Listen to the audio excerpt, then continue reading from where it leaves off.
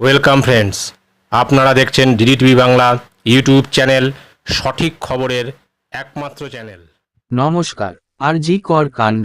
আমি যখন রাত 10টায় ফোন করি তখনই ও বলেছিল আরজি কর কাণ্ডে মুখ খুললেন তিলোত্তমার বিশেষ বন্ধু। সাম্প্রতিক প্রকাশিত এই প্রতিবেদনটি আমরা বিস্তারিত জেনে নেব। পরের বছরেই বিয়ে হওয়ার কথা ছিল। ঘটনার রাতে শেষবার 10টার সময় তিলোত্তমার গলা শুনেছিলেন তিনি।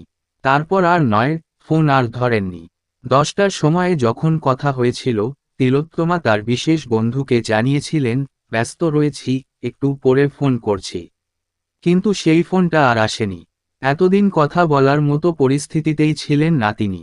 আজ টিভি নয় বাংলার প্রতিনিধির ফোনে কান্নায় ভেঙে পড়লেন তিলোত্তমার বিশেষ বন্ধু।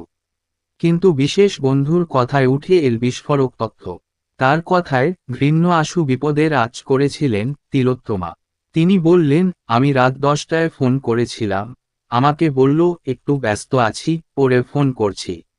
সাধারণত রাতে ফোন করে, কিন্তু সেই রাতে আর করেনি। সকাল 9টার সময় আমি তখন হাসপাতালে, নিজের কর্মস্থলে ব্যস্ত ছিলাম। তখনও দুবার ফোন করেছিলাম, ধরেনি। তারপর মেসেজ পাঠাই, তখনও নেই।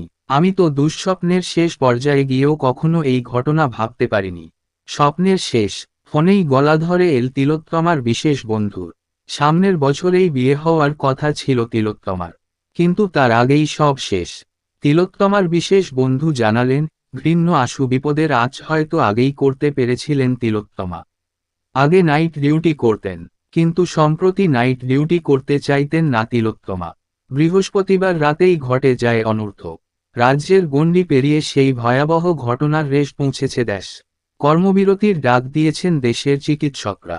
অভিযুক্ত কিংবা অভিযুক্তদের কঠোর থেকে কঠোরতম শাস্তির দাবি জানিয়েছেন তিলোত্তমার বিশেষ বন্ধু। ইতিমধ্যেই এই ঘটনার পুলিশের হাতে বেশ কিছু তথ্য এসেছে। ঘটনার রাতে তিলোত্তমার সঙ্গে ডিনার করেছিলেন 4 সহকর্মী।